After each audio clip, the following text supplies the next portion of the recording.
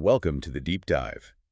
Have you ever paused to consider how something as seemingly unchanging as geography might actually be the silent architect behind global power struggles, the relentless drumbeat of wars, and even the dramatic rise and fall of entire civilizations? It absolutely is. It's a huge thought. It really shifts your perspective, doesn't it? It really does. We often look at history and international relations through the lens of, you know, political leaders, economic forces, or big ideologies. Right, the usual suspects. Exactly. But what if there's a deeper, maybe more elemental force at play, one that literally shapes the ground beneath our feet and, well, by extension, our destinies? That's the profound question we're unearthing today. We're embarking on a deep exploration into the powerful and sometimes, frankly, unsettling ideas of Robert T. Kaplan, Oh, Kaplan. Yeah. who in turn, he masterfully distills the theories of Halford Mackinder, a figure widely celebrated as the father of modern geopolitics. That's right. So our core mission for you, the listener, in this deep dive is to gain a really visceral understanding of how a theory first put out there over 120 years ago. A long time ago. Yeah, a long time.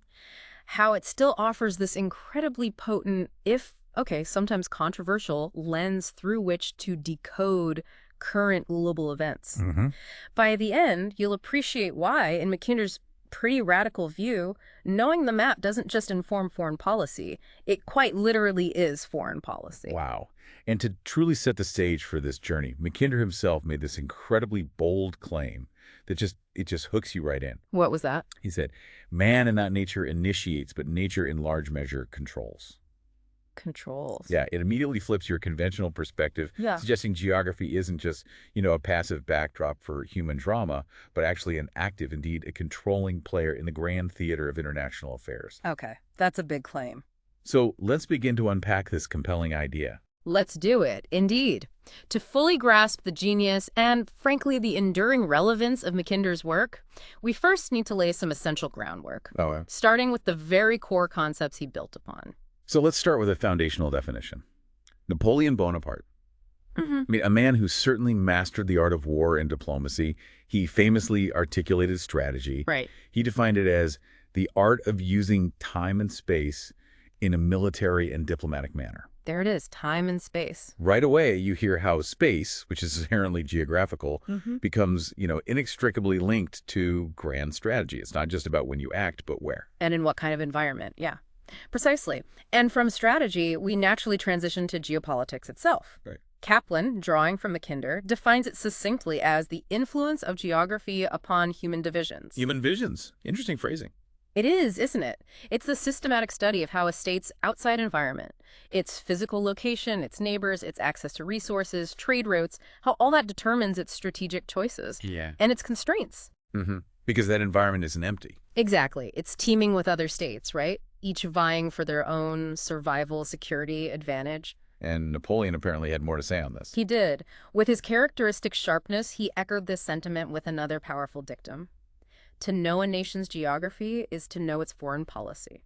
Wow. That suggests an almost deterministic link, doesn't it, between the physical world and political action? It really does. And that brings us directly to the central figure of our deep dive, Halford Mackinder. Right. A towering figure who is, well, simultaneously revered for his foresight and, in certain academic circles, pretty controversial for the unintended consequences of his theories. Controversial how? Absolutely. Well, the field of geopolitics, which Mackinder largely pioneered, faced significant critiques almost from the get-go. Hans Morgenthau. Oh, yeah, giant in IR theory. Right, a titan of international relations theory in the mid-20th century. He famously labeled geopolitics a pseudoscience. Pseudoscience. That's a remarkably strong, loaded term. What precisely led to such a harsh denouncement? Well, Morgenthau's critique was really rooted in the concern that geopolitics, particularly in Mackinder's formulation, could elevate geography to an absolute, almost fatalistic determinant of power and policy. Okay, I can see the danger there. And the gravest example of this came with the tragic misuse of Mackinder's early 20th century theories by the Nazis. They perverted them, basically, to justify their horrific concept of Lebensraum. German for living space, right? Exactly. That was their rationale for aggressive territorial expansion, particularly into Eastern Europe. A horrifying justification. So if I understand correctly, it was the grotesque perversion and distortion of his ideas by a malevolent regime that led to this strong denouncement, rather than, say, the intrinsic nature of the ideas themselves. You've hit on a crucial distinction, and Kaplan underscores this forcefully. The Nazis' application of Mackinder's work was indeed a perversion. Because Mackinder's goal was different. Totally different. His original and consistent aim was to understand how a balance of power could be maintained among nations, fostering security and freedom within that framework. Whereas the Nazis.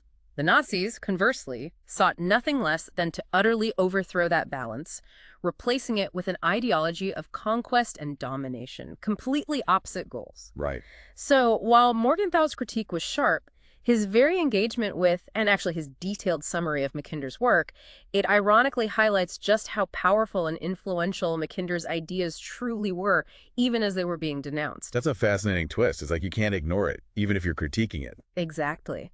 And it's why, despite these historical denouncements and the dark shadow of their misuse, Kaplan points out Mackinder's continued, almost unsettling relevance today. Especially now. Especially in an era of global upheaval, much like our own. Think about it. American troops still deeply engaged in places like the greater Middle East, Northeast Asia. Still very much in those zones. Right. It's as if there's an unsettling underlying truth to his work that despite all the changes in technology, political systems, whatever, it just keeps resurfacing. It provides this durable framework for understanding conflict. It profoundly suggests that some fundamental geographical realities, the immutable facts of oceans, mountains, plains, and how they relate to human movement and settlement, they just remain constant. Largely irrespective of political shifts, economic models, even, rapid technological advancements. Which brings us to what Kaplan describes as Mackinder's real gift. Such as? His ability to offer a generalist's perspective in an increasingly specialized, fragmented academic world. I really resonate with this idea. Mackinder believed that geography provided the generalist answer to academic specialization, offering a truly holistic, interconnected view of the world. He wasn't just looking at one piece. Exactly. And he illustrated this brilliantly with an anecdote from an 1890 lecture. Picture this. Okay. He recounts being told that a sample of wheat comes from a place called Lahore. Lahore? Okay, Pakistan now, but part of India then. Right. For someone with a limited geographical understanding, they might simply look it up, learn it's the capital of Punjab, India, and that's pretty much where their understanding stops. It's a single, isolated fact. Just a name on a map. But Mackinder argues that if you've been properly trained in geography, the word Punjab doesn't just conjure a capital city. It immediately triggers this cascade of interconnected ideas and visualizations. How so? You don't just see Lahore in India, you mentally place it in the northern angle of India, picturing it as a great plain at the foot of a snowy range in the midst of the rivers of the Indus system. You immediately see its context. The bigger picture starts forming. And then your mind just starts organically connecting all these seemingly disparate dots. You immediately think of the monsoons that define the region's rainfall pattern. Crucial for agriculture there. Absolutely. And the vast desert that limits its agricultural potential without intervention. You envision the elaborate irrigation canals, bringing life-giving water from the distant mountains. Which in turn dictates the climate. The seed time, the harvest. Your mental map expands. Suddenly, Karachi and the Suez Canal pop up. The trade route. Right, allowing you to instantaneously calculate the journey and delivery time for that cargo of wheat all the way to England. And the thought process doesn't stop there, does it? Not at all. You then immediately grasp the scale of this region, Punjab being equal in size and population of a great European country, a Spain or an Italy. Wow, that puts it in perspective. Totally. This recognition immediately makes you appreciate its immense significance, not just as a source of wheat, but as a vast potential market for English exports. It's no longer just a dot on a map. It transforms into a dynamic living system. Brimming with economic, ecological, human interdependencies. Exactly. This anecdote is truly powerful because it immediately opens up what might otherwise be a dense academic piece of information. It turns a single fact, where some wheat came from, into this rich, interconnected understanding of a whole region. Its climate, its resources, its trade routes, its demographic potential, its broader geopolitical significance. You're seeing the invisible levers geography pulls. In trade, conflict, cultural development. Allowing you to anticipate global trends, maybe not just react to them. That holistic view is the real power of a generalist's geographical understanding. It really is. It shows how Mackinder's insights go way beyond mere map reading.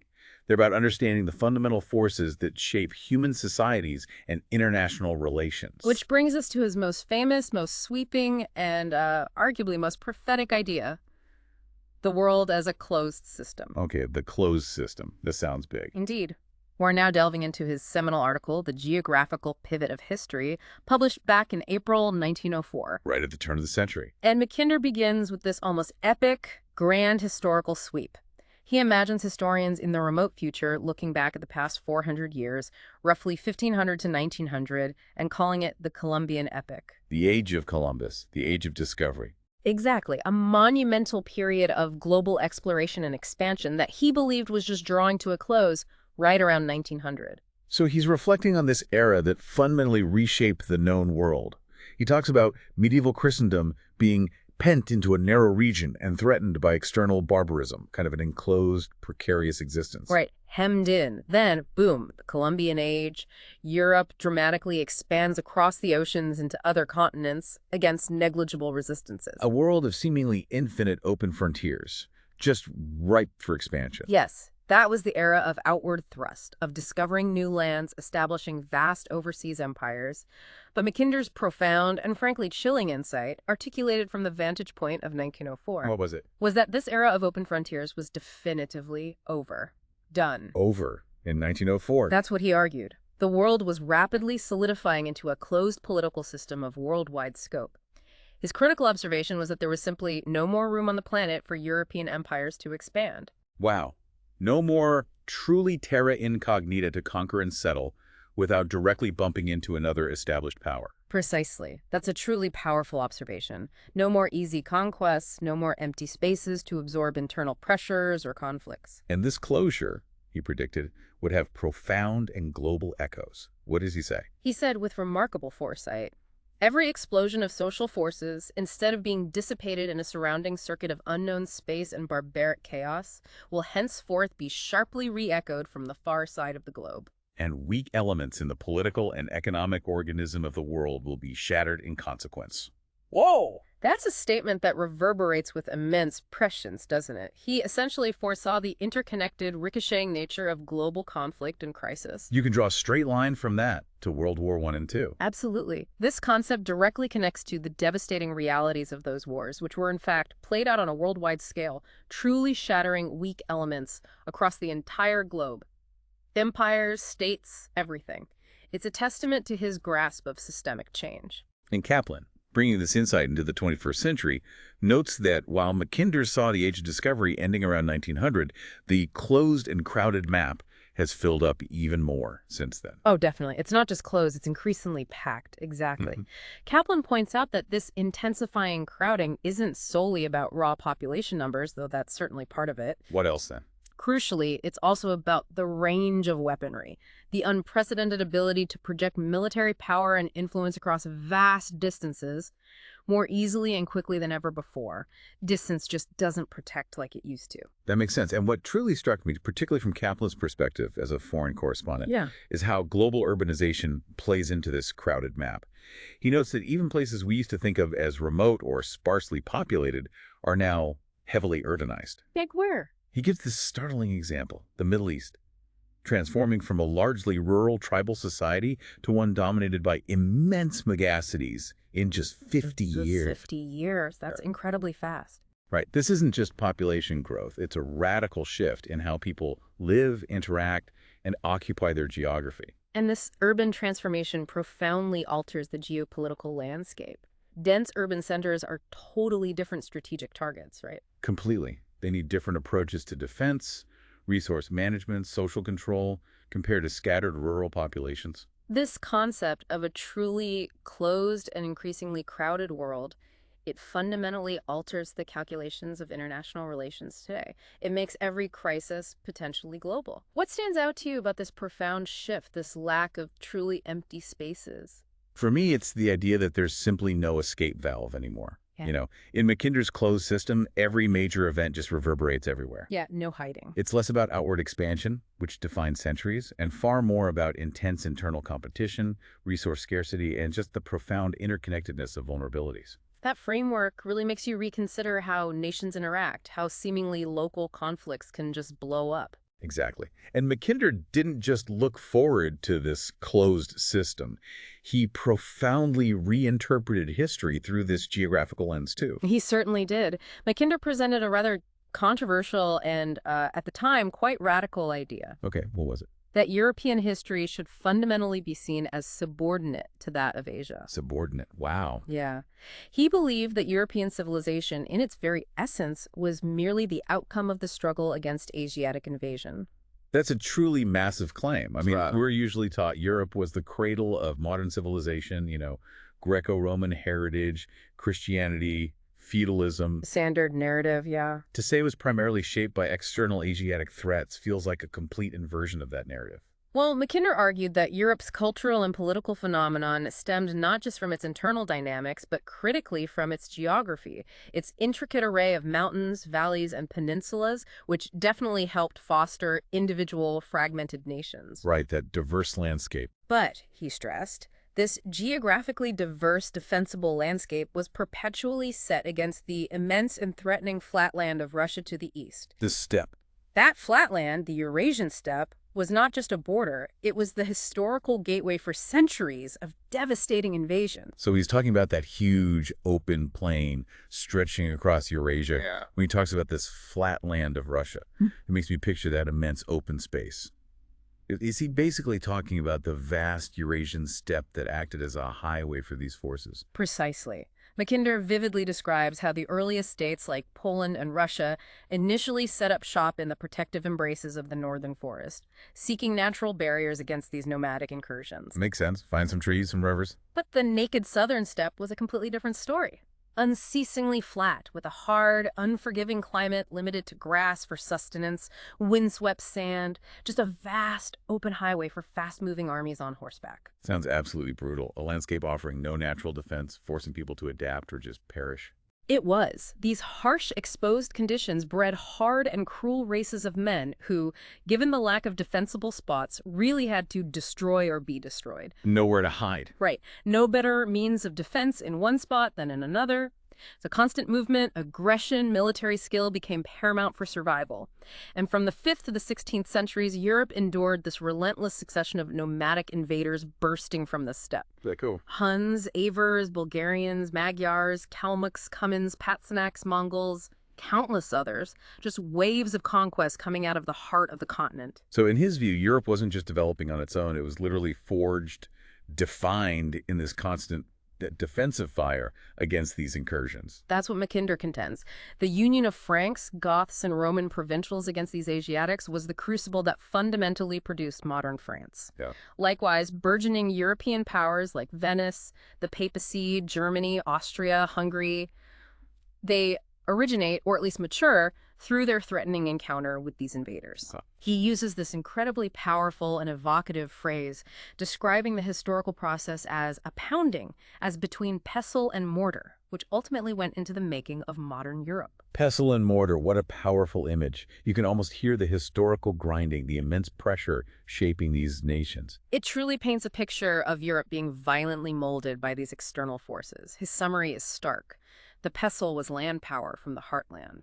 It's almost geological, the violent shaping of a continent. And Russia, despite its forests, wasn't spared this pounding, right? No. Russia fell particularly prey to the Mongol Golden Horde in the 13th century, an invasion with profound, lasting consequences. So. Mackinder forcefully argues this conquest effectively denied Russia direct access to the European Renaissance that was transforming Western Europe. Cut them off. Yeah.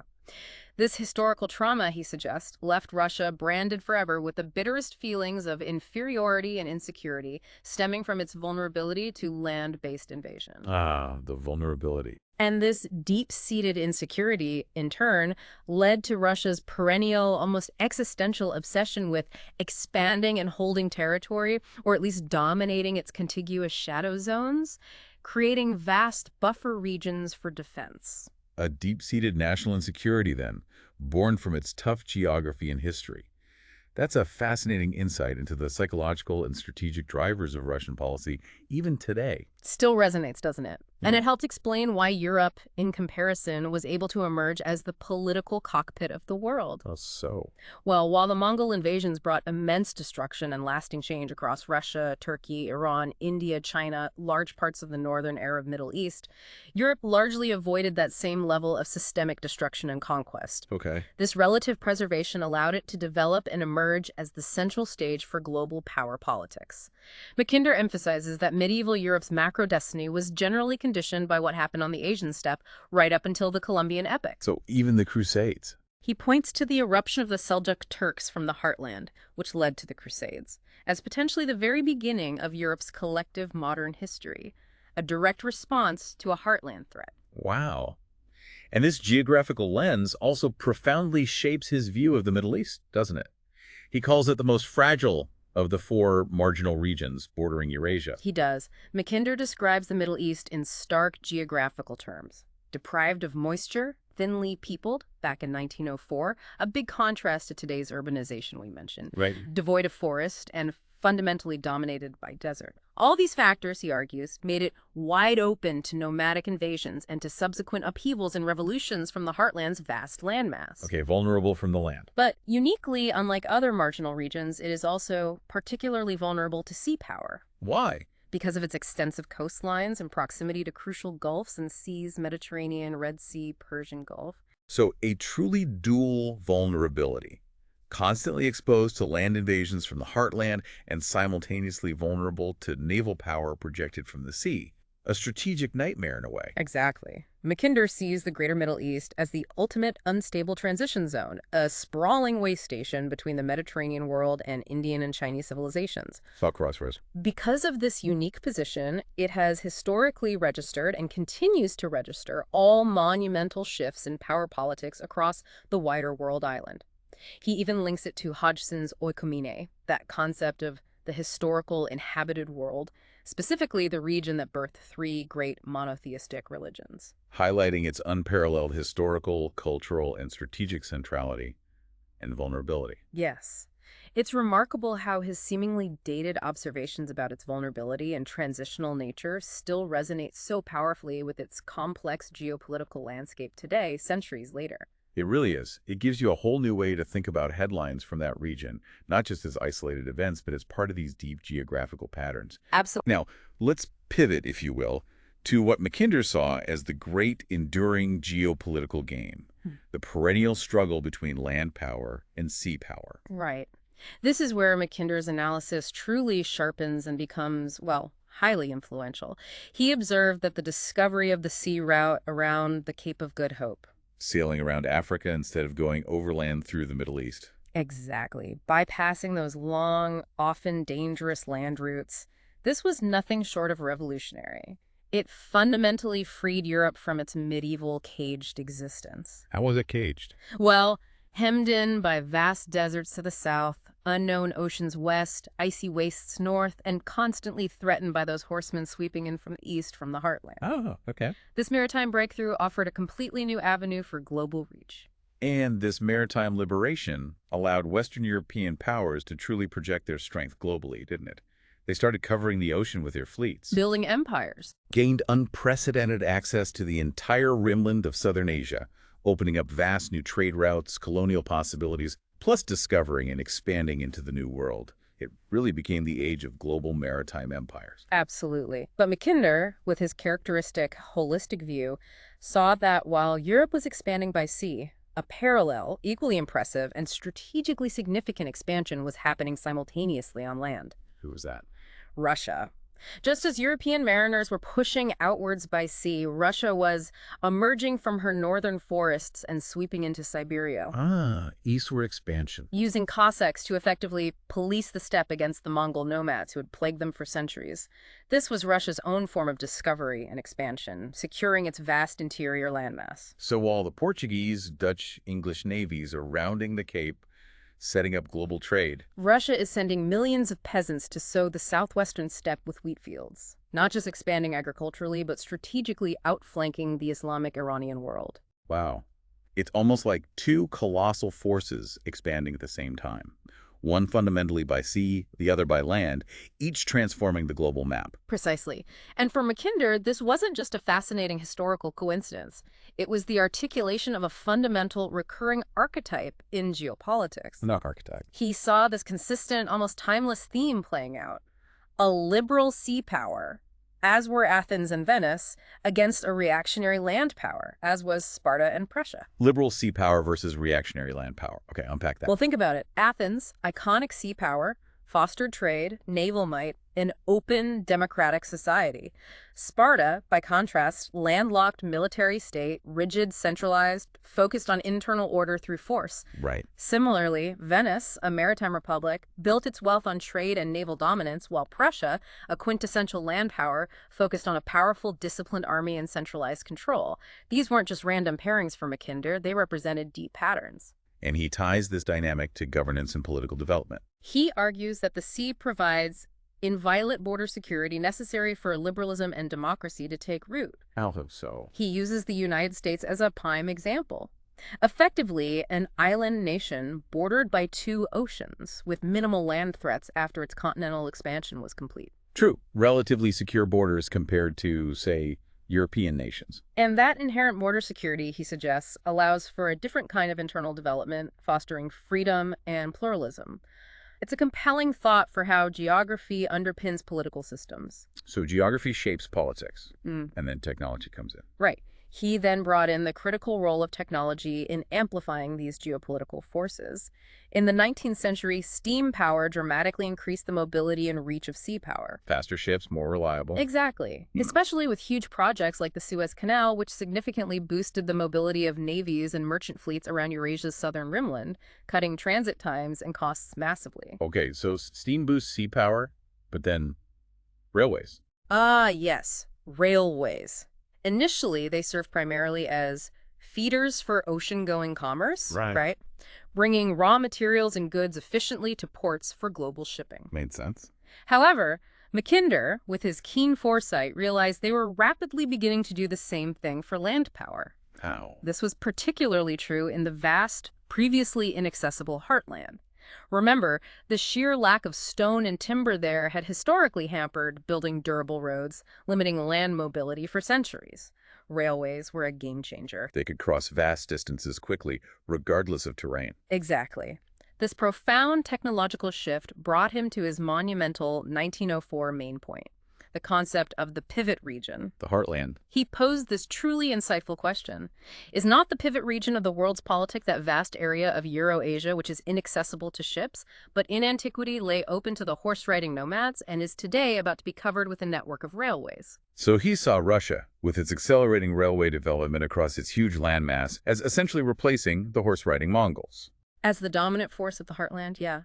This new land power, unified and mobile by rail, would be able to bang at and often break down the gates of the marginal regions of Eurasia, just like the Mongol hordes did centuries before. An ancient threat projected through a modern technological lens. And he truly believed, almost deterministically, that the geographical quantities in the calculation are more measurable and more nearly constant than the human. Geography and tech over leaders. He saw geography and evolving technology, especially railways, as deeper tectonic forces that transcended the transient decisions of individual czars or commissars. These were the fundamental, enduring realities shaping global power. Yet there's a fascinating historical irony here, right? Almost immediately after his lecture. Oh, yes. Within 2 weeks of Mackinder delivering his Pivot of History paper, Japan's Navy launched a surprise attack on Port Arthur, kicking off the Russo-Japanese War. Okay. And the war then culminated with Japan's decisive great victory at sea at Tsushima Strait. So Mackinder declares the supreme importance of land power, and then bam! Sea power delivers a decisive blow to Russia, the big land power, just weeks later. Seems like a direct, immediate contradiction. A seeming contradiction indeed, and one his critics definitely jumped on. I bet. However, Kaplan shrewdly highlights that despite this immediate historical challenge, Mackinder's seeming determinism proved remarkably prescient in the long run. How so? His framework, in fact, prepared us for the very rise of the Soviet Union as a formidable land power and its vast zone of influence, which fundamentally altered the global balance. Okay. It also provided a crucial framework for understanding World Wars I and II, which, as historian Paul Kennedy noted, were fundamentally struggles for Mackinder's rimlands, that peripheral zone stretching from Eastern Europe all the way to the Himalayas. Fought over the edges of the Heartland. And Mackinder's emphasis on railways amplifying land power was totally reinforced, wasn't it? Unequivocally. From the Russian Revolution through the collapse of the Soviet Union in '91, Central Asian and Siberian railways expanded by an incredible 45,000 miles. 45,000 miles. A monumental engineering feat, strategically linking the vast interior like never before. It confirmed his thesis about the growing mobility and cohesiveness of land power in the heartland. And then the Cold War. The containment strategy, the cornerstone of U.S. foreign policy for decades, relied heavily on establishing and maintaining rimland bases across the greater Middle East and Indian Ocean, precisely the areas Mackinder identified as crucial periphery zones to the heartland. Wow. And even today, the ongoing U.S. projection of power into the rimlands of Afghanistan and Iraq, and the current geopolitical tensions with Russia over Central Asia and the Caucasus, the geographical pivot itself, they continue to lend profound legitimacy and explanatory power to Mackinder's foundational work. What's truly uncanny is that he even had this incredible foresight, apparently predicting Chinese conquests of Russian territory in the final paragraph of his 1904 article. He did. It's quite startling. And if you look at how Chinese demographic shifts, economic presence, are now quietly asserting influence in parts of Siberia, even as Russia's control strains. Well, it makes you genuinely wonder if Mackinder could be right once more, anticipating shifts a century later. It truly is uncanny. It speaks to the enduring, almost timeless nature of these geographical forces, which Mackinder himself kept refining and exploring throughout his career. Which brings us to a crucial point about Mackinder himself, his intellectual evolution and the vital role of human agency within his seemingly deterministic framework. Right, because Mackinder has faced serious criticism, often painted as an arch-determinist and an imperialist. But Kaplan argues pretty compellingly that these charges are, to a degree, unfair. Kaplan meticulously explains that Mackinder fundamentally was an educator, a geographer, not really an extreme ideologue.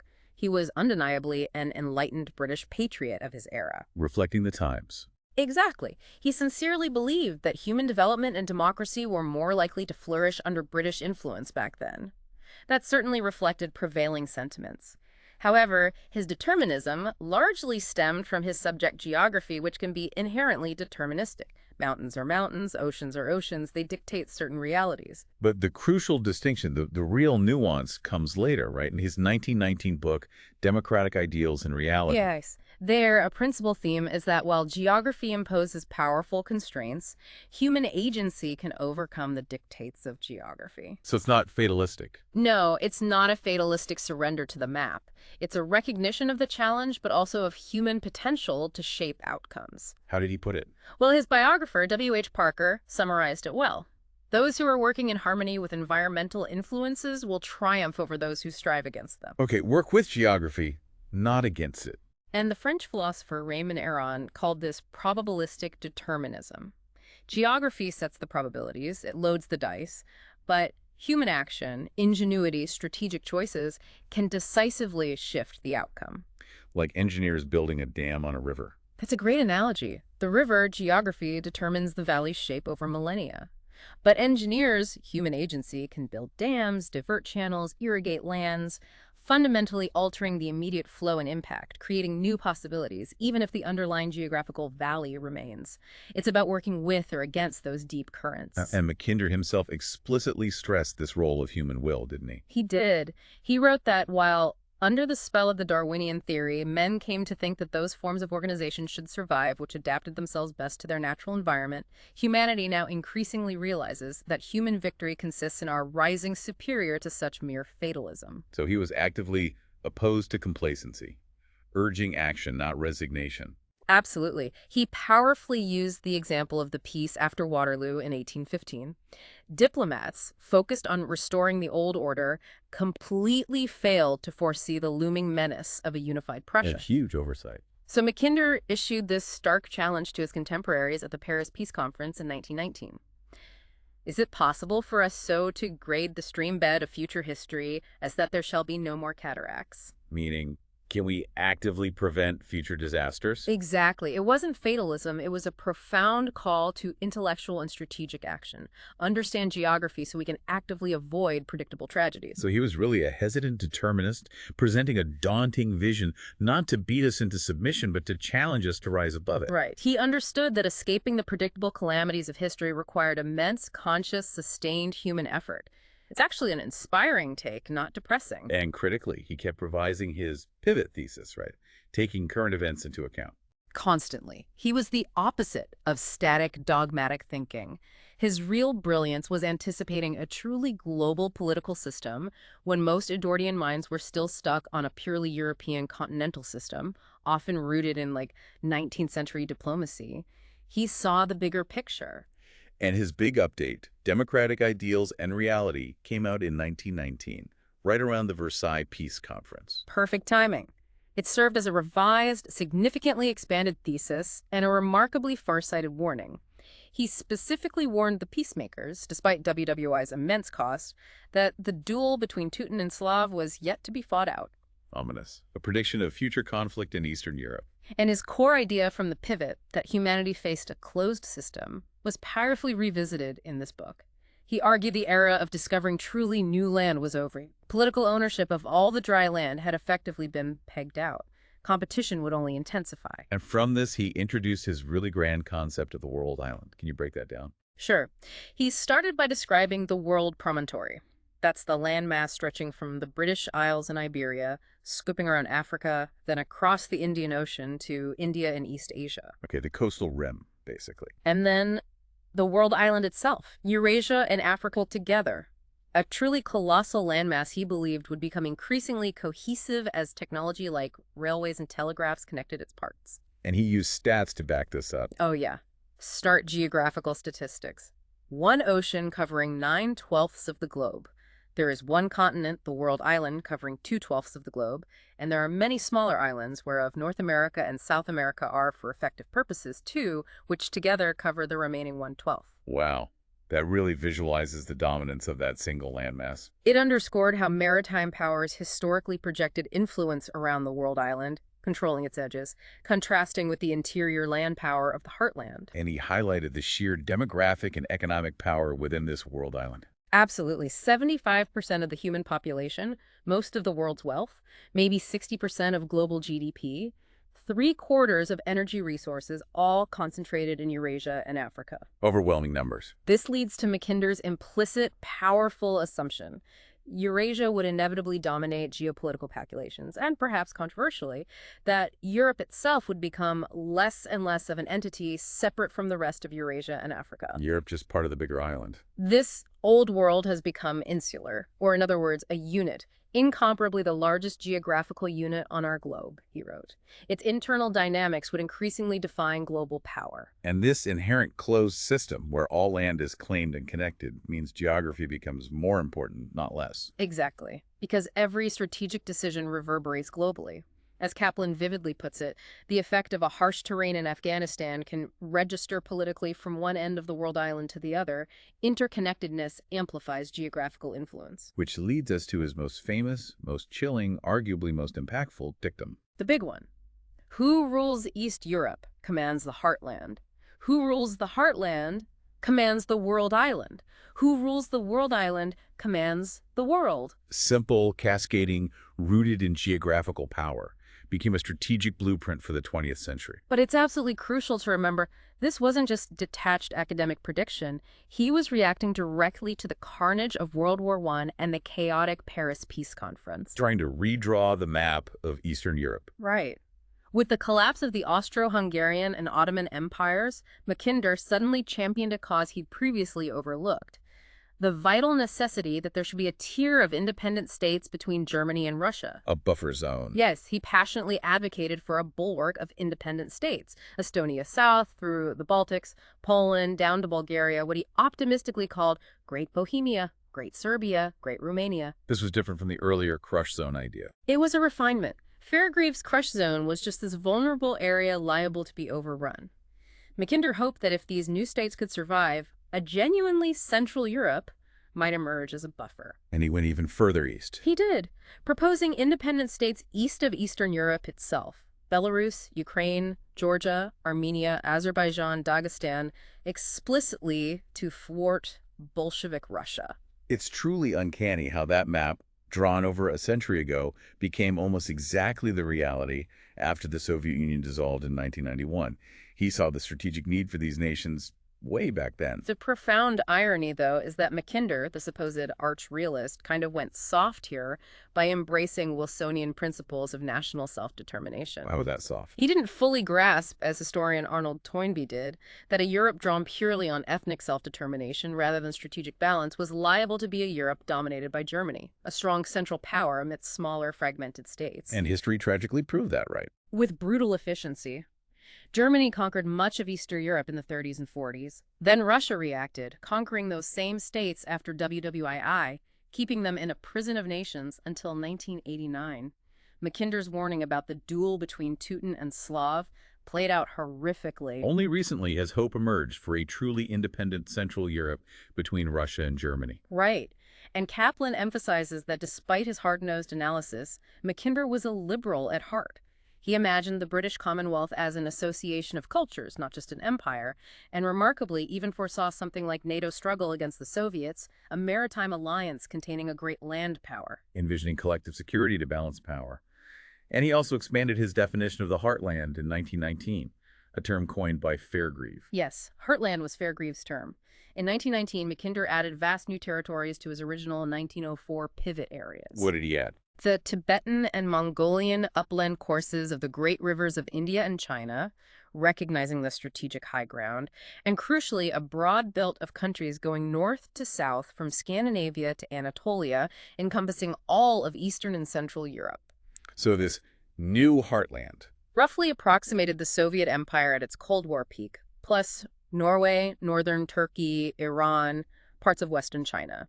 It's the bulk of interior Eurasia that is relatively sparsely populated, contrasting with the huge populations of China, India, and Western Europe on its edges. And his view of the Middle East evolved too. By 1919, while not heartland or heavily populated, it became now central to the destiny of the world island as the crucial passage land. The indispensable bridge. Linking Europe to the Indies and connecting the northern to the southern heartland.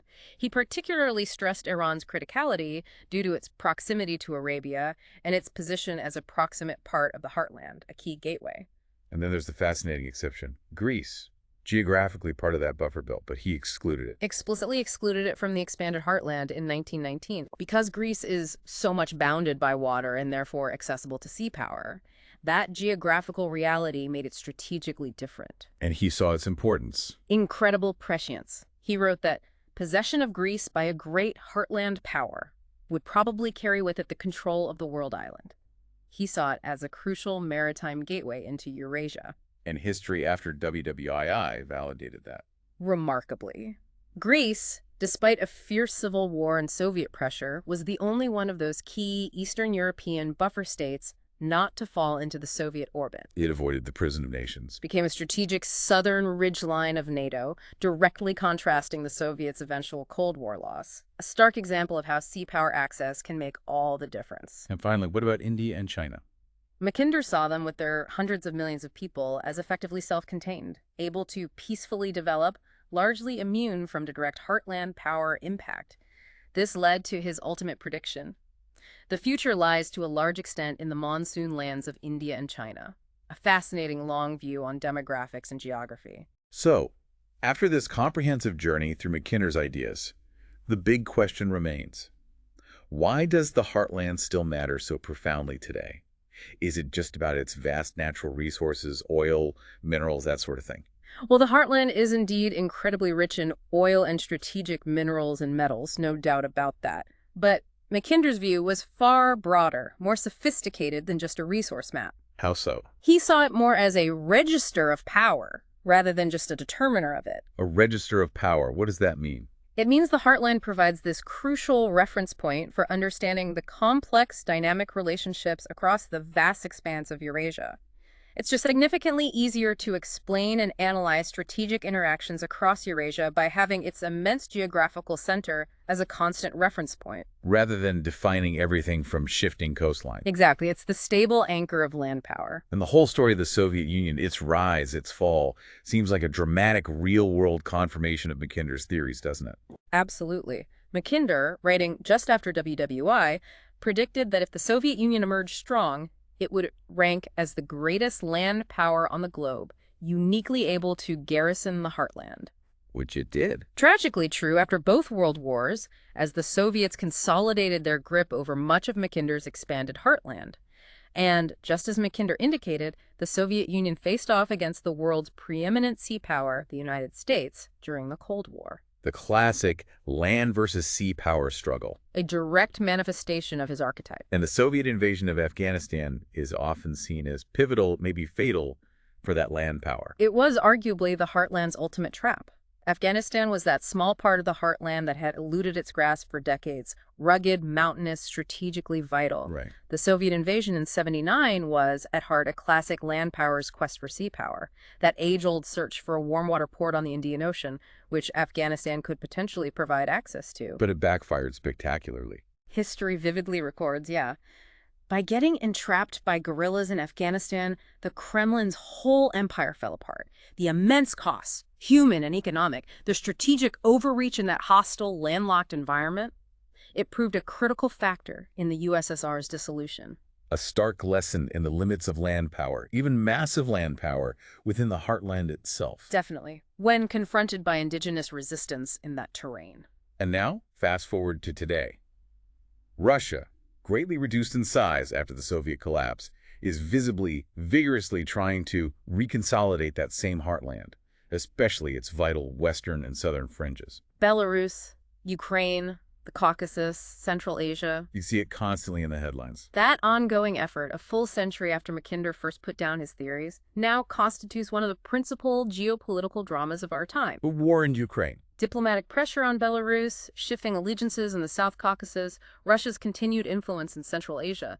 These aren't isolated incidents. They're direct manifestations of Russia's enduring geopolitical imperative to control or influence its immediate geographical pivot. It's an ongoing, deeply rooted struggle over the very same geographical pivot he identified. What stands out to you about Russia's present-day obsession with this region? How does Mackinder's lens change your perception of today's headlines? For me, it's the sheer explanatory power. You start seeing how neatly current events map onto his century-old lens.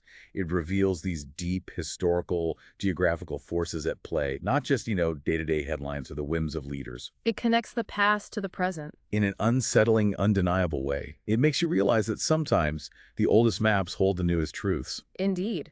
It's a remarkably powerful framework for understanding the profound, often unseen influence of geography on history and, crucially, on current geopolitics. From that irreversible shift to a closed system, to the enduring land versus sea power struggle, and the pivotal, constantly contested role of the Eurasian heartland. Mackinder's insights provide a unique, durable lens. So we're left with this compelling thought from Mackinder himself. Human victory lies not in fatalistic resignation, but in rising superior to such mere fatalism. Right. Human agency matters.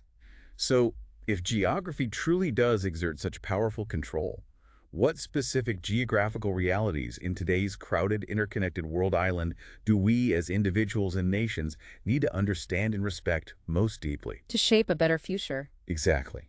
To shape a more desirable future, rather than just being shaped by some unseen ancient force. Think about those persistent geographical constraints defining our modern world and how we might navigate them. That's the question to ponder as you look at any map today and consider the choices we make within those geographical constraints. Exactly. Until next time, keep exploring, keep questioning, and keep diving deep.